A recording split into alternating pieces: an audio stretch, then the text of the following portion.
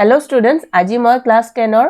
ITeS syllabus লৈ আহিছো যেহেতু তোমালোকৰ বহুতে বিচাৰি আছিল যে আগন্তুক HSLC examৰ বাবে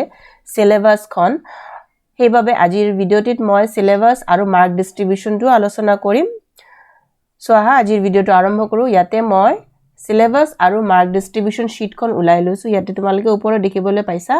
যে NSCOF course content for the session 2022 to 23 and HSLC examination 2023 অর্থাৎ HSLC এক্সামৰ 2023 ৰ বাবে তোমালোকৰ ইয়াতে সিলেবাস আৰু মাৰ্ক ডিস্ট্ৰিবিউশন দিয়া আছে সো সাবজেক্ট কোড তোমালোকৰ 50 আৰু জব ৰোল হল তোমালোকৰ ডমেষ্টিক ডাটা এন্ট্ৰি অপাৰেটৰ এটা দিয়া আছে দেখিছা ক্লাস 10 সো ইয়াতে আমি সাম এটা সিলেবাস খন সাম সোয়া ইয়াতে তোমালোকৰ দুখন ক্লাস 10 ত তোমালোকে দুখন কিতাপ পঢ়িব লাগে সো এখন হল তোমালোকৰ এমপ্লয়েবিলিটি স্কিল যিখন কিতাপ আৰু এখন হল তোমালোকৰ ভোকেশনাল স্কিল ইয়াতে দেখিছা পাৰ্ট বি ভোকেশনাল স্কিল আৰ প্ৰত্যেকটো কিতাপৰ পৰা অৰ্থাৎ এমপ্লয়েবিলিটি স্কিল কিতাপখনৰ পৰা টোটাল তোমালোকৰ 10 মাৰ্কস আহিব আৰু ভোকেশনাল স্কিল যিখন কিতাপ তোমালোকৰ হেখনৰ পৰা 30 মাৰ্কস আহিব অৰ্থাৎ টোটাল তোমালোকে 40 নম্বৰ পৰীক্ষা দিব লাগিব 40 মাৰ্কসৰ তোমালোকে টোটাল পৰীক্ষা দিব লাগিব সো থিওৰি তোমালোকৰ হ'ল তোমালোকৰ 40 এতিয়া আমি চাম যে এমপ্লয়েবিলিটি স্কিলৰ কোনটো ইউনিটৰ পৰা কিমান মাৰ্কস আহিব চাবা ইয়াতে সোয়া কমিউনিকেশন এমপ্লয়েবিলিটি স্কিলৰ টোটাল তোমালোকৰ 5টা ইউনিট পাবা 3 4 আৰু 5 এই 5টা ইউনিট সো এটা ইউনিটৰ ফাৰ্স্ট ইউনিটত তোমালোকৰ 2 মাৰ্কস আহিব দেখিছা 2 মাৰ্কস সেকেন্ড ইউনিটৰ পৰা তোমালোকৰ যেটো সেলফ ম্যানেজমেন্ট স্কিল এটোৰ পৰা তোমালোকৰ অনলি 1 মাৰ্ক আহিব আৰু যেটো third unit basic ICT skills এটো তোমালোকৰ আটাইতকৈ বেছি মাৰ্কস আহিব 5 নম্বৰ সো এই ইউনিটটো তোমালোকে ভালদৰে চাবা ইয়াতে কিবোৰ্ড শৰ্টকাট ফুল ফৰ্মবোৰ বা মাল্টিপল চয়েস কোৱেশ্চন যিবোৰ আছে এক্সাৰসাইজৰ পিছফালে তোমালোকে হেইবোৰ ভালকৈ চাবা আৰু 1 মাৰ্কৰ কোৱেশ্চন বিলাকো চাবা ভালদৰে তাৰ পিছত ইউনিট নম্বৰ 4 ৰ পৰা 1 নম্বৰ মাত্ৰ আহিব তেনেকৈ 5 নম্বৰ ইউনিটৰ পৰা অকল 1 নম্বৰ আহিব সো তেনেকৈ তোমালোকৰ এইখন কিতাপৰ পৰা টোটাল 10 মাৰ্কস আহিব এতিয়া আমি যাও ভোকেশনাল স্কিলস যিখন মেইন বুক তোমালোকৰ মেইন ডিজিটাল ডকুমেন্টেশনৰ পৰা তোমালোকৰ আহিব 10 মাৰ্কস মেট্ৰিক পৰীক্ষাত আৰু তোমালোকৰ স্প্ৰেডশিটৰ পৰা 10 মাৰ্কস আহিব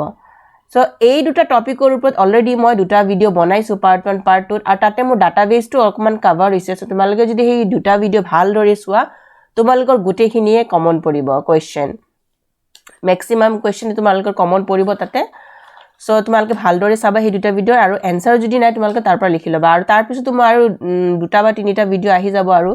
ফুল ফৰ্মৰ ওপৰত মই ভিডিও দিম কি ইম্পৰ্টেন্ট ফুল ফৰ্ম হ'ব তোমালোকৰ মেট্ৰিক পৰীক্ষাৰ বাবে নেক্সট ডিবিএমএছ ৰ ওপৰত আৰু এই লেসনটো কভাৰ কৰে সো ডিবিএমএছ ৰ পৰা ডাটাবেজৰ পৰা তোমালোকৰ 5 মাৰ্কস আহিব সো হেতু মই কভাৰ কৰিছো অলপমান বাকি আছে এই লেসনটো কভাৰ কৰিব আৰু তোমালোকৰ যেটো তোমালোকৰ unit 4 maintain health safety and secure working environment হেতুৰ পৰা তোমালোকৰ 5 মাৰ্কস আহিব সো এইখিনি তোমালোকে মাৰ্ক ডিস্ট্ৰিবিউশন খিনি চাই তোমালোকে হেই ধৰণে তোমালোকে ভালকে প্ৰিপেয়াৰ কৰিবা সো তোমালোকৰ সেকেন্ড কিতাপৰ পৰা 30 মাৰ্কস আহিব সো তোমালোকৰ এটো 40 মাৰ্কস হৈ গল নেক্সট প্ৰ্যাকটিক্যাল তোমালোকে প্ৰ্যাকটিক্যাল কৰিব লাগিব 15 মাৰ্কস তাকে লিখিব লাগিব তোমালোকে 10 মাৰ্কসৰ আৰু তোমালোকৰ ভাইবা অৰ্থাৎ মৌখিক প্ৰশ্ন সোধা হ'ব 10 মাৰ্কস সো টোটাল তোমালোকৰ প্ৰ্যাকটিক্যাল এক্সামত তোমালোকৰ 30 মাৰ্কস হ'ব তাৰ পিছত তোমালোকৰ প্ৰজেক্ট যেটো কৰিবা সেই প্ৰজেক্টটো তোমালোকৰ বা পোৰ্টফোলিও যেটো কিবা বনাইছা পোৰ্টফোলিও প্ৰজেক্টৰ ওপৰত তোমালোকৰ টোটাল আৰু ভাইবা মিলে টোটাল 15 মাৰ্কস তাতে প্ৰজেক্টৰ 10 মাৰ্কস বা পোৰ্টফোলিও 10 মাৰ্কস আৰু তাৰে ওপৰত তোমালোকৰ কোৱেশ্চন খুদা হ'ব হেতু তোমালোকৰ 5 মাৰ্কস টোটাল তোমালোকৰ হিখিনি পাৰ্টত 15 মাৰ্কস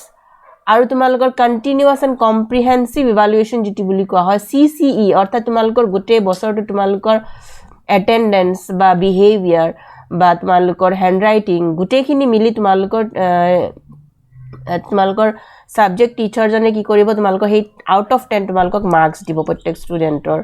ওপৰত সো প্ৰত্যেক ষ্টুডেন্টৰ বাবে হেটো এটা মাৰ্কস দিব আউট অফ 10 সো হেতু তোমালোকৰ ইয়াতে 10 মাৰ্কস আহিব তাৰ বাবে সো টোটাল তোমালোকৰ হৈ গল এনেকৈ 100 মাৰ্কস 10 এতে 15 এতে তোমাৰ 35 আহি গল প্ৰ্যাকটিক্যালত আৰু ইয়াতে তোমাৰ ভোকেশনাল স্কিল যিখন কিতাপ হিখনৰ পৰা 30 মাৰ্কস আৰু ইয়াতে এমপ্লয়েবিলিটি স্কিলৰ পৰা তোমাৰ 10 মাৰ্কস সো এই ধৰণে তোমাৰ টোটাল 100 মাৰ্কস হ'ব সো আশা কৰিছো তোমালোকৰ কনসেপ্টখিনি ক্লিয়াৰ হৈছে যে কোড কিমানখিনি মাৰ্কস তোমালোকৰ আহিব তোমালোকৰ কোনটো ইউনিটৰ পৰা কিমান মাৰ্কস আহিব বুজি পাইছা তো মই আকৌ এবাৰ তোমালোকৰ এই শীটখন আকৌ এবাৰ স্ক্ৰল কৰি দিছো তোমালোকে ভালদৰে চাই লোৱা যেটা এমপ্লয়াবিলিটি স্কিলৰ পৰা 10 মাৰ্কস আহিব কোনটো ইউনিটৰ পৰা কিমান মাৰ্কস আহিব তোমালোকে চাই লবা নেক্সট তোমালোকে এটা ভোকেশনাল স্কিল দেখিছা ইয়াৰ পৰা 30 মাৰ্কস আহিব সো ডিজিটাল ডকুমেন্টেশনৰ 10 মাৰ্কস আহিব ইলেক্ট্ৰনিক স্প্ৰেডশীটৰ 10 মাৰ্কস আহিব ডাটাবেজৰ পৰা 5 marks unit number 4 to maintain health safety and secure working environment এইটোৰ পৰা আহিব তোমালোকৰ 5 marks so total 30 marks practical 35 marks projector ওপৰত তোমালোকৰ গোটেইখিনি মিলি 15 marks আৰু CCE ৰ পৰা তোমালোকৰ 10 marks আহিব so total 100 marks আশা কৰিছো তোমালোকৰ ডাউট খিনি ক্লিয়াৰ হৈছে তোমালোকে বুজি পাই গৈছা so সেই ধৰণে তোমালোকে প্ৰিপেয়াৰ কৰা আগন্তুক মেট্ৰিক পৰীক্ষাৰ বাবে আৰু প্ৰ্যাকটিক্যালৰো মই ভিডিও লৈ আহিম যে কি টপিক প্ৰ্যাকটিক্যালৰ বাবে লাগিব So, আজি ভিডিওটো ইয়াতে শেষ কৰিছো লগ পাম নেক্সট ভিডিওটোত আজি ৰাখিছো মই ইয়াতে থ্যাংক ইউ